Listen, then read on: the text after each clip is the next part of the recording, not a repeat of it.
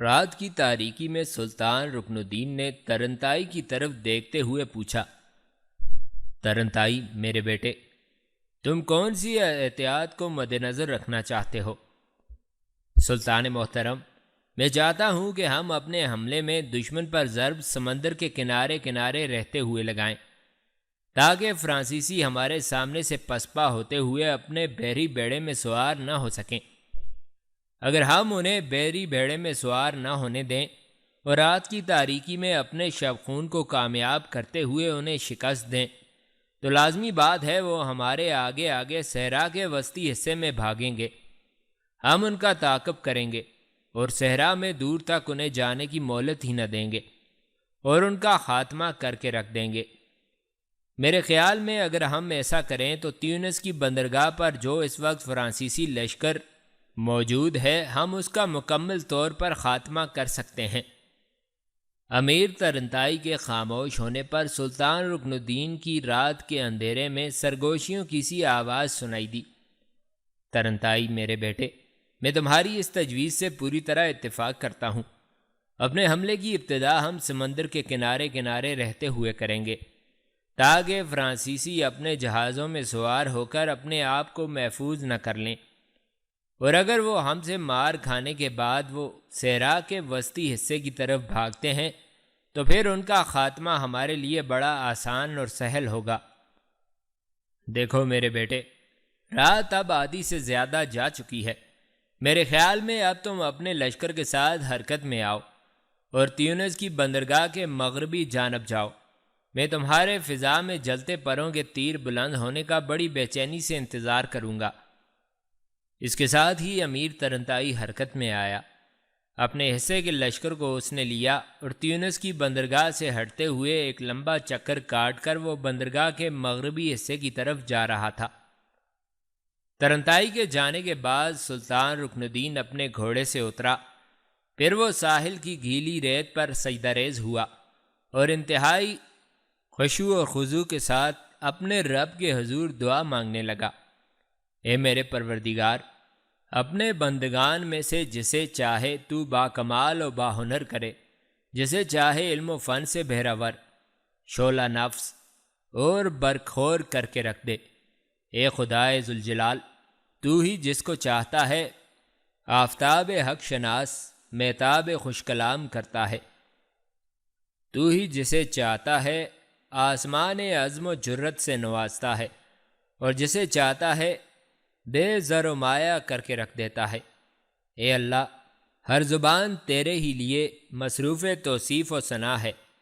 میں تیرا ایک ادنا غلام بھی تیرا ہی وظیفہ خواہ ہوں، تو ہی میرا حفیظ و والی و آقا و مولا ہے۔ اے میرے اللہ، تو دشمن کے آلات و سامان جدل کے سامنے مجھے روح کی آسودگی بخش۔ دعا مانگنے کے بعد سلطان رکن الدین گیلی ریت سے اٹھ کھڑا ہوا۔ اس کی حالت یہ تھی کہ اس کی آنکھوں سے آنسو رواں تھے، اور خوف خداوندی میں اس کے کندھے پر جو انگوچھا تھا وہ بار بار لٹک کر گرنے کو ہو جاتا تھا اور اسے اس کو سنبھالنا پڑتا تھا۔ پھر اس نے اپنے کندھے سے اچکا لیا اور اپنے بہتے آنسوؤں کو صاف کرتے ہوئے ایک بار پھر اس نے رات کی تاریکی میں آسمان کی طرف دیکھا۔ پھر وہ اپنے گھوڑے کی طرف بڑھا، ایک غسیلی جس کے ساتھ وہ گھوڑے پر بیٹھ گیا تھا اور مغرب میں بڑی بے چینی سے دیکھنے لگا تھا۔ شاید اسے امیر ترنتائی کی طرف سے فضاؤں میں جلتے پروں کے تیر کے بلند ہونے کا انتظار تھا۔ تھوڑی ہی دیر بعد دور مغرب میں رات کی تاریکی کے اندر جلتے پروں کا ایک تیر بلند ہوا تھا۔ وہ تیر دیکھتے ہی رات کی تاریکی میں سلطان کے چہرے پر مسکراہٹ نمودار ہوئی۔ ایک بار بڑی عاجزی سے اس کی گردن پھر اپنی زین کے ہونے کی طرف جھک گئی اور وہ بول اٹھا، اے اللہ، میں تیری نصرت تیری مدد کی آرزو لیے اپنے کام کی ابتدا کرنے لگا ہوں۔ اے اللہ، میرے کام میں برکت ڈالنا۔ میرے پروردگار، مجھے فتح مند، مجھے سرفراز رکھنا۔ اس کے ساتھ ہی اپنے گھوڑے کو ایڑ لگاتے ہوئے سلطان نے اپنے لشکر کے ساتھ تیونس کی بندرگاہ کی طرف رات کی تاریکی میں بڑی تیزی سے پیش قدمی شروع کر دی۔ تیونس کی بندرگاہ کے قریب سمندر کے کنارے کنارے سلطان رکن الدین اپنے لشکر کے ساتھ ازل کے کیف و مستی دریائے الفت کے اجنبی سفر نئی قدروں میں خون کی بارش کی طرح حملہ آور ہوا۔ فرانسیسیوں پر حملہ آور ہونے کے بعد سلطان نے بلند آواز میں تکبیریں پڑھنا شروع کر دی تھیں، جن کے جواب میں اس کے لشکری بھی تکبیریں بلند کرنے لگے، اور ان تکبیروں نے فرانسیسی لشکر میں ایک طرح کی بوکھلاہٹ پیدا کر کے رکھ دی۔ سلطان کے یوں حملہ آور ہونے کے تھوڑی ہی دیر بعد امیر ترنتائی بھی حرکت میں آیا۔ سلطان رکن الدین کی تکبیروں کے جواب میں اس نے بھی سمندر کے کنارے مغربی سمت شریانوں میں لہو کو کھولا دینے والے انداز میں تکبیریں بلند کرنا شروع کر دی تھیں۔ امیر ترنتائی کی تکبیروں نے اس کے لشکریوں کے رگ رگ میں برق کھڑی کر کے رکھ دی، اور وہ بھی انوکھے انداز میں تکبیریں بلند کرنے لگے۔ اس کے ساتھ ہی امیر ترنتائی قہر بھرے اپنے لشکر کو حرکت میں لایا۔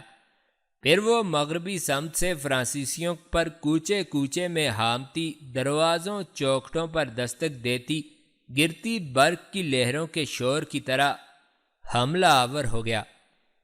تھوڑی دیر تک سلطان رکن الدین اور امیر ترنتائی فرانسیسیوں پر حملہ آور ہو کر تیونس کی بندرگاہ پر ان کی تعداد کو کم کرتے رہے۔ پھر جلد ہی فرانسیسیوں نے اپنے آپ کو سنبھال لیا اور لشکر کا وہ حصہ جو ابھی تک سلطان اور ترنتائی کے قتل عام سے بچا ہوا تھا وہ فوراً سنبھلا۔ پھر اس لشکر نے طلسماتی سنسانیوں میں ببھوکا سی چنگاریوں، سلگتی خزاں میں نمی، بھگوتے دھند اور بے کراں ریگ میں بے کل نفس کی طرح سلطان اور ترنتائی پر جوابی حملہ کیا۔ تیونس کی بندرگاہ کے قریب سمندر کے کنارے تھوڑی دیر تک گمسان کا رن پڑا۔ میدان جنگ گناؤنے سناٹوں کے کڑے سفر اور آندھیوں کے دوش پر ضدی نکوش کی صورت اختیار کر گیا تھا، پر جلد ہی سلطان رکن الدین اور ترنتائی نے سمندر کے جلال پر ہستیوں کے نزول کی طرح ضربیں لگاتے ہوئے ان کا خوب قتل عام شروع کر دیا تھا۔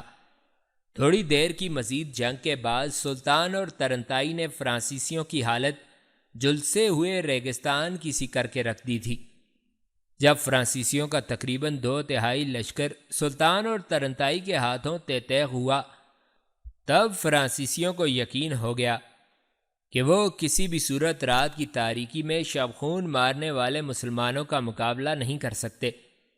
ابھی تک وہ یہ جان ہی نہ سکے تھے کہ ان پر حملہ آور ہونے والی قوت کون ہے۔ فرانسیسیوں کے لیے دوسری مصیبت یہ تھی کہ وہ بھاگ کر اپنے جہازوں پر سوار بھی نہیں ہو سکتے تھے، اس لیے کہ بڑی ترتیب اور بڑے نظم کے ساتھ سمندر ہی کی طرف سے سلطان اور ترنتائی ان پر ضربیں لگا رہے تھے، اور اس سمت سے بھاگ کر جہاز میں سوار ہونا ایک طرح سے ناممکن تھا۔ لہٰذا بچا کچا فرانسیسی لشکر شکست کھا کر وسطی صحرا کی طرف بھاگا تھا۔ سلطان رکن الدین اور امیر ترنتائی نے خوفناک انداز میں تکبیریں بلند کرتے ہوئے صحرا کے اندر رات کی تاریکی میں بھاگنے والے فرانسیسیوں کا تعاقب کیا۔ یہ تعاقب صحرا میں 5 میل تک جاری رہا، اور اس عرصے میں سلطان رکن الدین اور ترنتائی نے پشت کی طرف سے فرانسیسیوں پر حملہ آور ہوتے ہوئے ان کے سارے لشکر کا کام تمام کر دیا۔ جس وقت مشرق سے سورج طلوع ہوا، سلطان رکن الدین اور ترنتائی دونوں فرانسیسیوں کا خاتمہ کرنے کے بعد اپنے اپنے حصے کے لشکر کے ساتھ پھر تیونس کی بندرگاہ میں واپس آ گئے تھے۔ یہاں فرانسیسیوں کے پڑاؤ سے جو چیز بھی انہیں ملی اس پر انہوں نے قبضہ کر لیا تھا، اور فرانسیسیوں کا وہ سارا سامان جس میں خوراک کے ذخیرے اور ہتھیاروں کے انبار تھے جو جہازوں میں لدے ہوئے تھے، اس کی طرف سلطان رکن الدین اور امیر ترنتائی نے آنکھ اٹھا کر بھی نہ دیکھا، اور اس سارے سامان اور جہازوں کو انہوں نے افریقہ کے بنو مرین سے تعلق رکھنے والے حکمرانوں کے لیے چھوڑ دیا تھا، تاکہ وہ فرانسیسیوں کے ہاتھوں اپنی تباہ حال معیشت کو بہتر بنانے میں کامیاب ہو سکیں۔ سورج جب مشرق سے طلوع ہو کر خوب بلند ہوا تو سلطان اور ترنتائی نے اپنے لشکریوں کو کھانا کھانے کے بعد سستانے کا موقع فراہم کیا۔ خود سلطان اور ترنتائی ایک جگہ بیٹھ کر اگلے لاہ عمل سے متعلق گفتگو کرنے لگے۔ تھوڑی ہی دیر بعد سلطان اور ترنتائی کے قریب سلطان کے وہی چاروں مخبر نمودار ہوئے۔ قریب آ کر وہ گھوڑوں سے اترے اور سلطان اور ترنتائی کے سامنے آن کھڑے ہوئے۔ سلطان انہیں دیکھ کر خوش ہوا، پھر سوال کیا، میرے عزیزو، شاید تم جان چکے ہوگے کہ فرانسیسی لشکر کا وہ حصہ جو بندرگاہ کی حفاظت پر مامور تھا، اس پر شبخون مارتے ہوئے میں نے اور ترنتائی نے اس کا مکمل طور پر خاتمہ کر دیا ہے۔ اب دشمن کا پڑاؤ ہمارے قبضے میں ہے۔ میرے خیال میں تم دشمن کے دوسرے حصے سے متعلق کوئی خبر لے کر آئے ہوگے، جو بنو مرین کے چھاپا ماروں کی تلاش میں صحرا کے اندر دور دور تک گھسا ہوا ہے، اور جس کی رہنمائی خود فرانس کا بادشاہ لوئی ناہم کر رہا ہے۔ اس پر سلطان کا ایک جاسوس بول پڑا، سلطان محترم، آپ کا اندازہ درست ہے۔ ہم چاروں فرانسیسی لشکر کے اس حصے کا محل وقوع جان کر آ رہے ہیں جس کی رہنمائی اور کمانداری خود فرانس کا شہنشاہ لوئی ناہم کر رہا ہے۔ سلطان محترم، ہم چاروں سب سے پہلے تو آپ کو بندرگاہ پر مامور فرانسیسی لشکر کا خاتمہ کرنے پر مبارکباد دیتے ہیں۔ اس کے بعد آپ سے ایک گزارش کرتے ہیں کہ اگر آنے والی رات آپ وسطی صحرا کے اندر فرانسیسیوں کے دوسرے لشکر پر بھی شبخون ماریں تو ہمیں یقین ہے آپ کا یہ شبخون بندرگاہ کے شبخون سے بھی زیادہ ہولناک ہوگا، اس لیے کہ فرانسیسی صحرا کے اندر بنو مرین کے چھاپا ماروں کو تلاش کرنے میں ناکام ہوئے ہیں، اور ہر وقت وہ سہمے اور خوفزدہ رہتے ہیں کہ مبادا کہیں سے بنو مرین کے رضاکار اور چھاپا مار اچانک صحرائی ٹیلوں سے نکل کر ان پر حملہ آور نہ ہو جائیں اور انہیں موت سے ہمکنار نہ کر دیں۔ آنے والی رات فرانسیسیوں کے اس لشکر پر بھی شبخون ماریں تو پھر سلطان محترم، میں آپ کو یقین دلاتا ہوں کہ کسی بھی فرانسیسی کو افریقہ کی سرزمین سے بھاگ کر فرانس میں داخل ہونا نصیب نہ ہوگا۔ وہ جاسوس جب خاموش ہوا تو سلطان تھوڑی دیر تک دھیرے سے مسکراتا رہا۔ پھر سلطان نے کہا، میں تمہاری تجویز سے مکمل طور پر اتفاق کرتا ہوں۔ آنے والی رات فرانسیسی لشکر کے دوسرے حصے پر بھی ہم شبخون ماریں گے، اور مجھے امید ہے کہ میں لوئی ناہم کا قبرستان تیونس کے ان صحراؤں میں ہی بناؤں گا، اور میں کسی بھی لشکری کو بھاگ کر فرانس نہیں جانے دوں گا۔ اب تم چاروں لشکر میں آرام کرو۔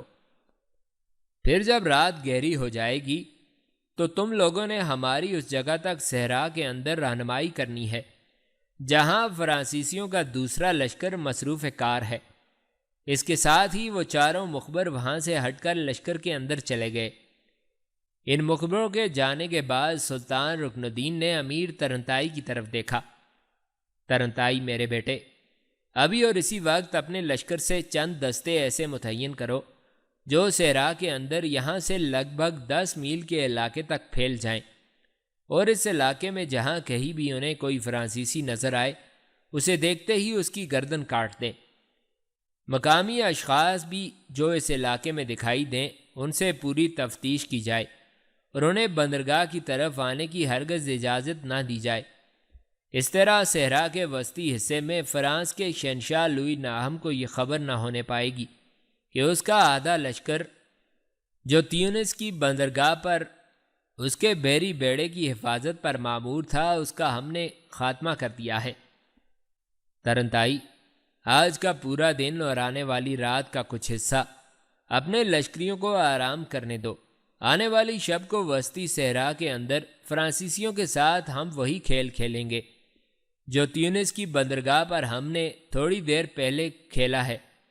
مجھے امید ہے کہ خداوند نے چاہا تو صحرا کے اندر بھی ہم فرانسیسیوں کی حالت ایسی ہی کریں گے جیسی ان کے تیونس کی بندرگاہ پر ٹھہرے ان کے ساتھیوں کی ہے۔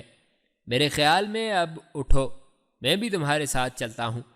چند مسلح دستوں کو صحرا کے وسطی حصے کی طرف روانہ کرنے کے بعد دونوں مل کر لشکر کے کھانے کے انتظامات پر بھی نگاہ رکھتے ہیں۔ امیر ترنتائی نے سلطان کی اس تجویز سے اتفاق کیا۔ پھر وہ دونوں اپنی جگہ سے اٹھے اور پہلو بہ پہلو ایک سمت چل دیے۔ دشت افریقہ میں طویل سیاہ رات تصورات کے ستاروں، عجائب پسندی کو آسودگی اور ذہن کی شاہراہ پر دل کی بستیوں کو خواب آلودہ کرتی اندھی اڑانوں کی طرح بھاگی جا رہی تھی۔ ایسے میں سلطان رکن الدین اور امیر ترنتائی صحرا کے وسطی حصوں کی جانب پیش قدمی کر رہے تھے۔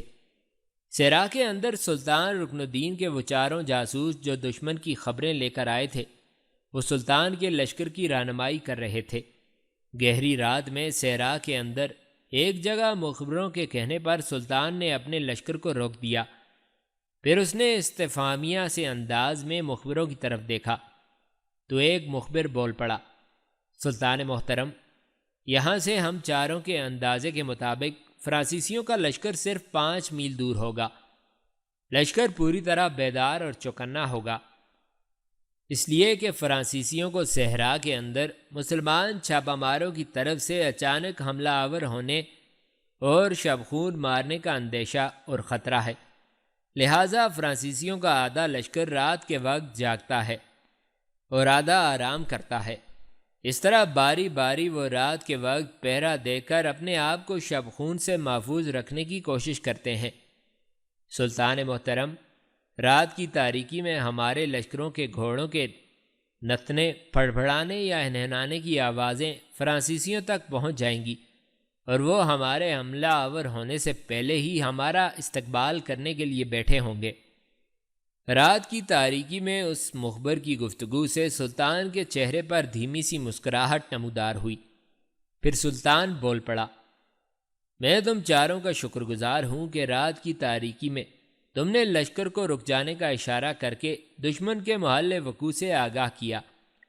اب تم لشکر کے پچھلے حصے میں چلے جاؤ، میں یہیں سے اپنے لشکر کی صفیں درست کرتے ہوئے حملہ آور ہونے کی صورت اختیار کر لوں گا۔ دشمن خواہ ہمارے پہنچنے تک جنگ کرنے کی پوری تیاری میں ہو، ہم اسے صحرائی جھکڑوں کی طرح اپنی لپیٹ میں لے کر رہیں گے۔ سلطان کا یہ حکم سنتے ہی وہ چاروں مخبر لشکر کے پچھلے حصے میں چلے گئے۔ ان کے جانے کے بعد سلطان نے ترنتائی کو مخاطب کیا، ترنتائی میرے بیٹے، آؤ دونوں مل کر اپنے لشکر کو علیحدہ علیحدہ کر لیں۔ تم میرے بائیں جانب رہو، میں اپنے لشکر کو دائیں جانب رکھتا ہوں، اور اپنے چھوٹے سالاروں کو ابھی سے سمجھا دو کہ یہیں سے حملہ آور ہونے کے انداز میں اپنی صفیں درست کر لیں، اور صحرا کے اندر رات کی تاریکی میں جب اچانک فرانسیسیوں سے ٹکراؤ ہو تو انہیں اپنی صفوں کی دھرمی بھرمی کا کوئی اندیشہ نہ رہے۔ تم فرانسیسیوں کے بائیں جانب حملہ آور ہونا، میں دائیں جانب ضرب لگانے کی کوشش کروں گا۔ اس کے ساتھ ہی سلطان رکن الدین اور ترنتائی دونوں نے اپنے اپنے لشکر کو علیحدہ کیا، جنگ کی صورت اختیار کرنے والی صفیں درست کیں۔ اس کے بعد بڑی برق رفتاری سے وہ صحرا کے اندر آگے بڑھے تھے۔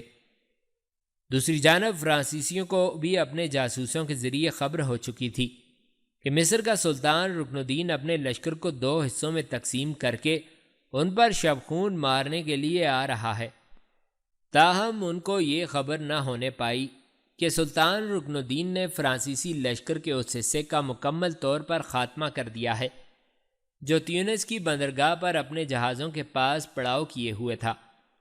اس بنا پر فرانسیسیوں نے بھی اپنے لشکر کو 2 حصوں میں تقسیم کر لیا، اور جب سلطان رکن الدین اور ترنتائی اپنے اپنے لشکر کے ساتھ فرانسیسیوں کے قریب پہنچے، تب فرانسیسی عوام کے جھکڑوں منافق خونی چھاؤں کی طرح سلطان رکن الدین کے لشکر پر حملہ آور ہوئے تھے۔ سلطان رکن الدین اور ترنتائی نے پتھریلے کوثاروں کی استقامت اور موسمی کیفیت کو خاطر میں نہ لانے والی جانبازی اور فداکاری کی طرح فرانسیسیوں کے اس حملے کو روک دیا تھا۔ تاہم ابھی تک سلطان رکن الدین اور ترنتائی نے جوابی حملہ نہ کیا۔ انہوں نے اپنے آپ کو شروع میں دفاع تک ہی محدود رہنے دیا۔ دوسری جانب فرانس کا شہنشاہ لوئی ناہم پہلے ہی مصر کے سلطان رکن الدین کے نام سے لرزیدہ تھا، اس لیے کہ 22 سال پہلے وہ سلطان کے ہاتھوں بدترین شکست کھا چکا تھا۔ اسے جب خبر ہوئی کہ اس کا مقابلہ کرنے کے لیے مصر سے سلطان رکن الدین پہنچ چکا ہے تو وہ انتہا درجے کا بدحواس ہوا، اور جنگ شروع کرنے کے تھوڑی ہی دیر بعد وہ اپنے محافظ دستے کو لے کر چپکے سے میدان جنگ سے نکلا اور تیونس کی بندرگاہ کی طرف بھاگ کھڑا ہوا۔ اس کا خیال تھا کہ صحرا کی اس جنگ میں یقیناً سلطان رکن الدین فاتح رہے گا، اور اگر سلطان نے تیونس کی بندرگاہ تک اس کا تعاقب کیا تو وہ اپنے بحری بیڑے میں سوار ہو کر بچے کچے لشکریوں کو لے کر فرانس کی طرف بھاگ جائے گا۔ تھوڑی دیر تک جم کر دشمن کے حملوں کو روکنے کے بعد سلطان نے حسب معمول بلند آواز میں تکبیریں پڑھنی شروع کیں، جو اس بات کی نشاندہی تھی کہ سلطان دفاع سے نکل کر جارحیت پر اترنے والا ہے۔ پھر سلطان رکن الدین نے آباد کھنڈروں کی خانقاہوں سے ٹکراتی، جنگل میں چیختی شور کرتی ہواؤں اور سکوت نیم شبی میں شکستہ و بہیمانی کر دینے والی لہروں کی طرح اپنے لشکر کو آگے بڑھانا شروع کیا۔ اس کے بعد فرانسیسیوں کے لشکر کے ایک حصے پر دفاع سے نکل کر جارحیت اختیار کرتے ہوئے اس نے دہکتے انگاروں اور گردوں کا سینہ چاک کرتی مرگ بدوش ساحتوں کی طرح نزول کرنا شروع کر دیا تھا۔ سلطان کے ان اقدام کا اتباع کرتے ہوئے ترنتائی نے بھی رات کی تاریکی میں تکبیریں پڑھنا شروع کیں۔ پھر اس نے بھی تہوں کے جمال کو روند دینے والے رگ و پے میں اٹھتے طوفانوں کی طرح فرانسیسیوں پر جان لیوا ضربیں لگانا شروع کر دیں۔ سلطان رکن الدین اور ترنتائی کے دفاع سے نکل کر جارحیت پر اترنے سے نا امیدی میں گھسیٹ دینے والی وحشتوں کے گردباد اٹھ کھڑے ہوئے تھے۔ سلطان رکن الدین اور ترنتائی دونوں نے بڑی تیزی سے آگے بڑھتے ہوئے اندھیرے میں فرانسیسیوں کا قتل عام شروع کر دیا تھا۔ اب سلطان اور ترنتائی کے سامنے فرانسیسی لشکر کی حالت بڑی تیزی سے اجڑے راستوں کی سی ہو کر رہ گئی تھی، یہاں تک کہ جب جنگ تھوڑی دیر اور جاری رہی تو سلطان اور ترنتائی دونوں نے مل کر فرانسیسی لشکر کے آدھے سے زیادہ حصے کو کاٹ دیا تھا، جبکہ مشرق سے اب سورج کے طلوع ہونے کے آثار بھی نمایاں ہونا شروع ہو چکے تھے۔ اپنے لشکر کی یہ حالت دیکھتے ہوئے فرانسیسیوں کے پاؤں اکھڑنے لگے۔ اسی لمحہ فرانسیسی لشکر میں کسی نے یہ خبر بھی پھیلا دی کہ ان کا بادشاہ لوئی ناہم جنگ کے شروع میں ہی تیونس کی بندرگاہ کی طرف اپنی جان بچانے کے لیے بھاگ گیا تھا، حالانکہ اب تک یہ خبر راز میں ہی رکھی گئی تھی، اور یہ خبر پھیلتے ہی فرانسیسیوں کے رہے سہے اوسان بھی خطا ہو گئے، اور فرانسیسی بدترین شکست اٹھاتے ہوئے سلطان رکن الدین اور ترنتائی کے سامنے سے تیونس کی بندرگاہ کی طرف بھاگ کھڑے ہوئے۔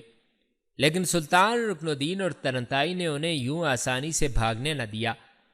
دونوں نے مل کر فرانسیسیوں کا تعاقب آوازوں کے سیل بے پناہ کی طرح کیا۔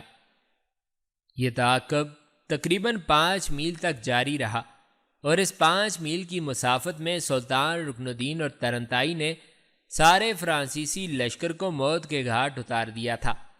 اس طرح صحرا سے کوئی بھی فرانسیسی اپنی جان نہ بچا سکا۔ فرانس کا شہنشاہ لوئی ناہم گو رات کی تاریکی میں جنگ کے شروع میں ہی صحرا کے وسطی حصے سے ہی بندرگاہ کی طرف بھاگ آیا تھا، لیکن اپنے محافظ دستے کے ساتھ جب تیونس کی بندرگاہ پر وہ پہنچا تو اس نے دیکھا بندرگاہ کے اطراف و کناف میں دور دور تک فرانسیسیوں کی لاشیں بکھری پڑی تھیں۔ بندرگاہ کے اطراف میں لاشوں کی وجہ سے تعفن پھیلا ہوا تھا، اور جگہ جگہ لومڑیاں اور گیدڑ منڈلاتے پھر رہے تھے۔ لوئی ناہم اور اس کا محافظ دستہ جو ہی بندرگاہ کے حصے میں داخل ہوا، وہ طاعون کا شکار ہو گئے، اور لوئی ناہم جو اپنی جان بچا کر فرانس کی طرف بھاگنا چاہتا تھا، اسے بھاگنا نصیب نہ ہوا، اور اپنے ساتھیوں کے ساتھ وہ بھی طاعون کا شکار ہو کر تیونس کے ساحل پر موت سے بغلگیر ہو گیا۔ یوں وہ سارا فرانسیسی لشکر جو فرانس سے افریقی ساحل پر اترا تھا، ان میں سے کسی ایک کو بھی جان بچا کر فرانس واپس جانا نصیب نہ ہوا تھا، حتیٰ کہ ان کا بادشاہ لوئی ناہم خود بھی تیونس کی بندرگاہ پر موت کا شکار ہو گیا۔ سلطان رکن الدین بیبرس اور ترنتائی اپنے لشکر کے ساتھ جب تیونس کی بندرگاہ کی طرف آئے اور جاسوسوں نے انہیں خبر دی کہ بندرگاہ کے حصے میں داخل ہوتے ہی لوئی ناہم اور اس کا محافظ دستہ تقریباً طاعون کا شکار ہو کر موت سے بغلگیر ہو گیا ہے۔ تو سلطان رکن الدین اور ترنتائی نے اپنے لشکر کے ساتھ بندرگاہ کا رخ نہیں کیا، بلکہ وہیں سے انہوں نے واپس قاہرہ کی طرف کوچ کر لیا تھا۔ فرانس کے بادشاہ لوئی ناہم کے بدترین انجام سے بے خبر، انگلستان کا شہزادہ ایڈورڈ انطاکیہ کی شکست کا بدلہ لینے اور سلطان رکن الدین سے بدترین انتقام لینے کے لیے ایک جرار لشکر لے کر انگلستان سے روانہ ہو گیا تھا۔ انگلستان کے علاوہ آس پاس کی چھوٹی بڑی ریاستوں اور نوجوانوں نے بھی ایڈورڈ کا بڑے پرجوش انداز میں ساتھ دیا۔ انگلستان سے روانہ ہو کر راستے میں ایڈورڈ نے چند روز تک سکلیا میں قیام کیا، اپنے لشکر کو چند دن سستانے کا موقع دیا۔ اس کے بعد وہ عرض فلسطین کے شہر عکا پہنچ گیا۔ ایڈورڈ کا ارادہ تھا کہ عکا شہر میں چند روز تک وہ اپنے لشکر کے ساتھ قیام کرے گا اور تازہ دم ہو کر سلطان رکن الدین کے خلاف جنگ کا آغاز کرے گا۔ ایک روز عکا شہر کے نواح میں انگلستان کے شہزادے ایڈورڈ کی لشکرگاہ میں برغوث داخل ہوا، وہی برغوث جو اپنے مسکن سے ناراض اور برگشتہ تھا۔ وہ سوسہ کی ذرائع میں قدغان اور ارزون سے مل چکا تھا اور انہیں اشارہ بھی دے چکا تھا کہ وہ ایڈورڈ کے خلاف حرکت میں آنا چاہتا ہے تاکہ اپنے گزشتہ گناہوں اور بدیوں کی تلافی کر سکے۔ لشکرگاہ میں سے گزرتے ہوئے اور اپنا تعارف ایک فدائی کی حیثیت سے کرواتے ہوئے برغوث ایڈورڈ کے خیمے کی طرف بڑھا۔ لشکرگاہ میں داخل ہونے کے بعد اس نے یہ بھی انکشاف کر دیا تھا کہ اس کے پاس شہزادہ ایڈورڈ کے نام مسکن کی طرف سے ایک خط بھی ہے جو بنفس و نفیس وہ شہزادے کو پہنچانا چاہتا ہے، لہٰذا ہر لشکری نے اس کی رہنمائی ایڈورڈ کے خیمے تک صحیح کی تھی۔ برغوث جب ایڈورڈ کے خیمے کے قریب ایڈورڈ کے چوبدار کے پاس آیا تو اس نے ایڈورڈ سے ملنے کی خواہش کا اظہار کیا۔ اس پر چوبدار نے پہلے سر سے لے کر پاؤں تک غور سے برغوث کی طرف دیکھا، پھر اس نے شکوک برے لہجے میں پوچھا، تم کون ہو؟ تمہارا نام کیا ہے؟ اور کیوں تم انگلستان کے شہزادے ایڈورڈ سے ملنا چاہتے ہو؟ اس پر برغوث بول پڑا، میں فدائین کے مسکن کی طرف سے آیا ہوں، میرے پاس مسکن کے امیر کی طرف سے شہزادہ ایڈورڈ کے نام خط ہے اور یہ خط میں بذات خود شہزادے کو پہنچانا چاہتا ہوں۔ تم جانتے ہو کہ ہمارے مسکن کے امیر کے روابط صرف ایشیا کے نصرانی حکمرانوں سے ہی نہیں بلکہ انگلستان اور فرانس تک کے حکمرانوں کے ساتھ بھی روابط دوستانہ اور خوشگوار ہیں۔ انہی مراسم کو سامنے رکھتے ہوئے ہمارے مسکن کے امیر نے ایڈورڈ کو خط لکھا ہے، وہ خط میں شہزادے کو پہنچانا چاہتا ہوں۔ اس خط میں دیگر امور کے علاوہ شہزادے کو سلطان رکن الدین کے خلاف حرکت میں آنے پر مدد اور تعاون کا بھی یقین دلایا گیا ہے۔ یہاں تک گفتگو کرنے کے بعد برغوث نے اپنے لباس کے اندر سے ایک خط بھی نکال لیا۔ یہاں تک گفتگو کرنے کے بعد برغوث نے اپنے لباس کے اندر سے ایک خط بھی نکال کے چوبدار کو دکھایا۔ وہ ایک جعلی خط تھا جو فدائیوں کے مسکن کے امیر کی طرف سے شہزادہ ایڈورڈ کے نام لکھا گیا تھا۔ خط کو الٹ پلٹ کر دیکھنے کے بعد چوبدار کسی قدر مطمئن ہو گیا۔ پھر اس نے برغوث سے کہا، تم میرے ساتھ آؤ، میں تمہیں شہزادہ ایڈورڈ سے ملاتا ہوں۔ چوبدار کا یہ جواب پا کر برغوث خوش ہو گیا تھا، لہٰذا وہ چپ چاپ اس چوبدار کے پیچھے ہو لیا۔ چوبدار اسے لے کر خیمے میں داخل ہوا۔ اندر ایک مسند پر ایڈورڈ بیٹھا ہوا تھا، اس کے دائیں بائیں کچھ اور مسلح لوگ بھی تھے جن سے شاید وہ آنے والی جنگ سے متعلق گفتگو کر رہا تھا۔ خیمے میں داخل ہونے کے بعد چوبدار نے اپنے سر کو زمین کی طرف خوب جھکانے کے بعد شہزادہ ایڈورڈ کو مخاطب کیا، آقا، یہ شخص جسے میں اپنے ساتھ لایا ہوں اپنا نام برغوث بتاتا ہے، یہ فدائیوں کے مسکن کے امیر کی طرف سے آیا ہے۔ اس امیر کا آپ کے نام خط بھی اس کے پاس ہے اور یہ خط آپ کو پیش کرنا چاہتا ہے۔ اس کا کہنا ہے کہ اس خط میں فدائیوں کے امیر نے سلطان رکن الدین بے بس کے خلاف آپ کو تعاون اور مدد کا یقین بھی دلایا گیا ہے۔